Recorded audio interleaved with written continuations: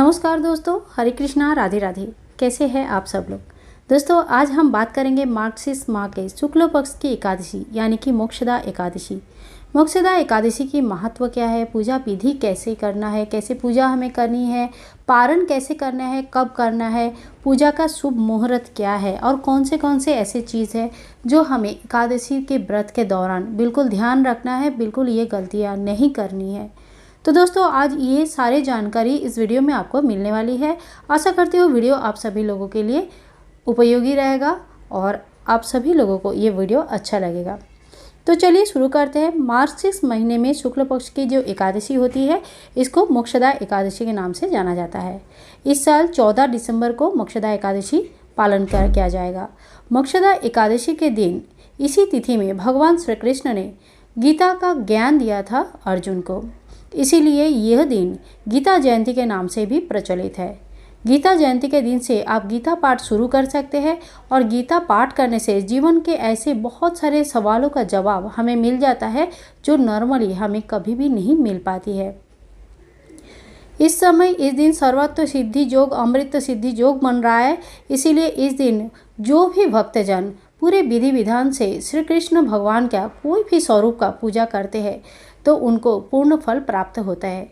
आपके घर में अगर लड्डू गोपाल जी है, शालिग्राम जी है, भगवान विष्णुदेव, माता लक्ष्मी विराजमान है या राधा कृष्ण जी विराजमान है, आप इनके कोई भी स्वरूप का बड़े विधि विधान से पंचोपचार पूजा जरूर करें।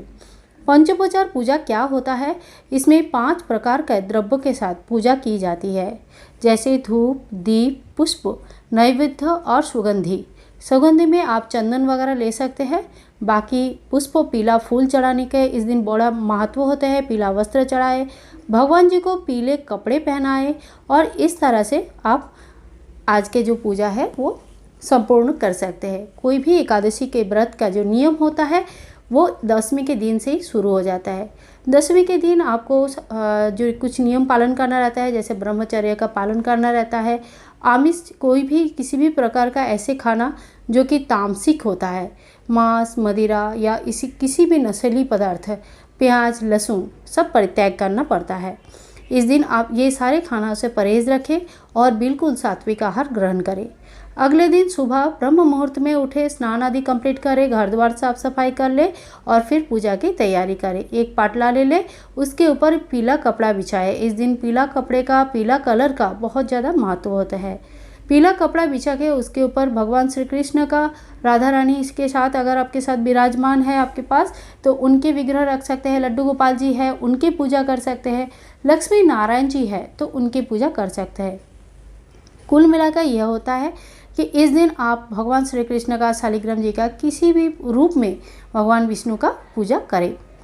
पीला फूल चढ़ाए, पीला फल चढ़ाए, पीला मिठाई चढ़ाए, पीला वस्त्र चढ़ाए और हो सके तो अपना भी पीला वस्त्र धारण करें।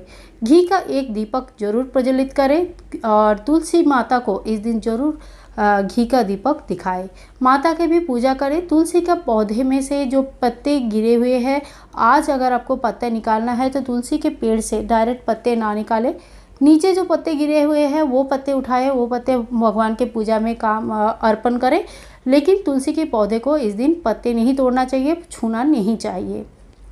भगवान को तुलसी की मंजरी बहुत प्रिय होती है और इस समय तुलसी की मंजरी बहुत आती भी है, तो कोशिश करें अगर भगवान जी को एक तुलसी की मंजरी अगर आप चढ़ा पाते हो, इससे भगवान बहुत खुश होते हैं और आपके बहुत सारे मनोकामनाएं जो है परिपूर्ण हो जाती है। शास्त्रानुसार कोई भी व्रत करने के लिए मन से, वचन से और कर्म से शुद्धि होना बहुत आवश्यक होता है। अगर आप मन से, वचन से, कर्म से शुद्ध नहीं हो तो कितने भी नियम के साथ, विधि विधान के साथ पूजा करते हैं, उस पूजा का कोई फल हमें प्राप्त नहीं होता है। वचन से कैसे शुद्ध होंगे, किसी के बारे में गलत नहीं बोलना चाहिए, बुरे शब्द के प्रयोग नहीं करनी चाहिए।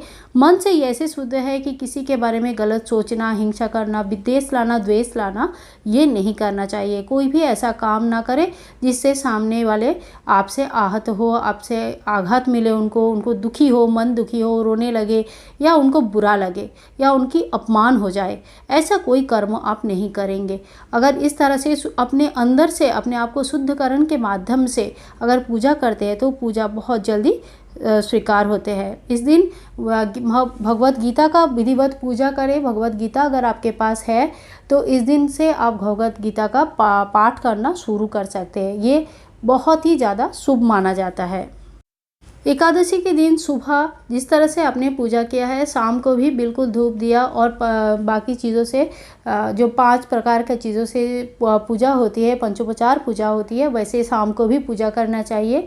सुबह और शाम दोनों टाइम तुलसी माँ को दिया जरूर दिखाना चाहिए।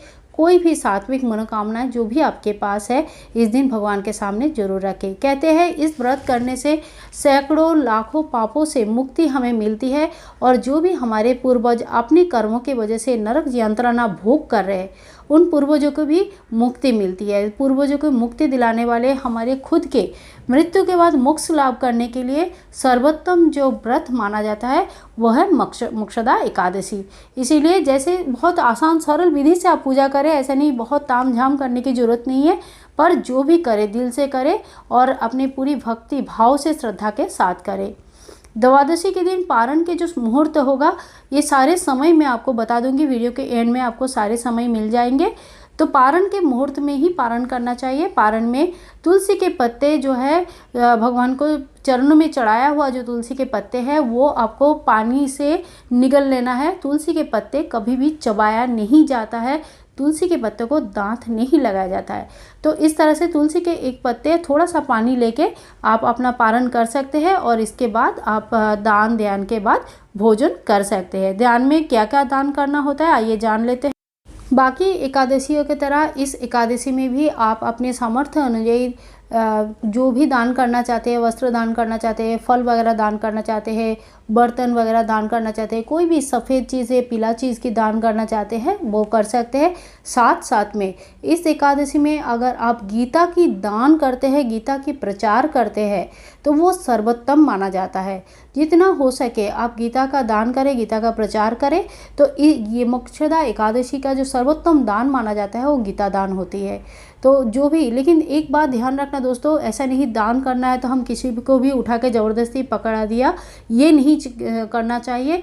जिसको भी आप दान करें आप एक बात का पूरी तरह से अपनी तरफ से तसल्ली कर ले कि हाँ ये गीता इनको दान करना ये उपयुक्त पात्र है, दान करने के लिए उपयुक्त है, यानी कि वो मान सम्मान के साथ गीता को अपने घर में स्थान देंगे, अपने मन में स्थान देंगे। ऐसा नहीं कि लेके जाके कहीं फेंक के रख दिया और इससे तो उनको तो जितना पाप लगेगा वो तो है ही है, साथ में जिसने दान किया उसको भी पाप लगता है। तो दोस्तों इस छोटी छोटी बातों का कुछ ध्यान रखें। ये गलतियां हम कर बैठते हैं, हमें आधा अधूरा पता चलता है तो हम काम कर लेते हैं और बाद में फिर लगता है कि क्या गलती हो गई। तो ये चीज़ें बिल्कुल ध्यान रखना है। और आइए आप जान लेते हैं कि समय क्या क्या रहेगा, पारण के समय क्या रहेगा, एकादशी कब से कब तक है। मोक्षदा एकादशी मनाई जाएगी 14 दिसंबर 2021, दिन रहेगा मंगलवार। एकादशी तिथि प्रारंभ होगी 9:32 रात को 13 दिसंबर 2021। एकादशी तिथि खत्म हो रही है 11:35, ये भी रात को है और दिन रहेगा 14 दिसंबर 2021 मंगलवार। इसीलिए पूरा दिन हमें जो मिल रहा है, इसीलिए हमें एकादशी का व्रत 14 दिसंबर मंगलवार के दिन पालन करनी है। आइए जान लेते हैं पारण का समय क्या रहेगा।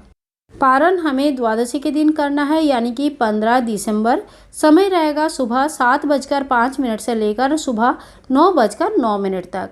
इसी समय के अंदर अंदर हमें पारण करना चाहिए। ध्यान रखें मोक्षदा एकादशी या कोई भी एकादशी में पारण के समय ही हमें पारण करनी चाहिए। इस समय का थोड़ा ध्यान रख के इसी समय आप एकादशी का व्रत का पारण जरूर कर ले। तो दोस्तों एकादशी के बारे में पूरी जानकारी मैं आपको देने की कोशिश की है। एकादशी व्रत की पारण का, एकादशी का समय क्या था, पारण का समय क्या था, पूजा विधि किस तरह से है, क्या क्या हमें करना चाहिए, दान किस चीज़ का करना चाहिए, ये सारे डिटेल्स इस वीडियो में मैंने आपको दिया है। अगर वीडियो अच्छी लगी तो लाइक करें, शेयर करें, कमेंट करें, चैनल को सब्सक्राइब जरूर करके रखें।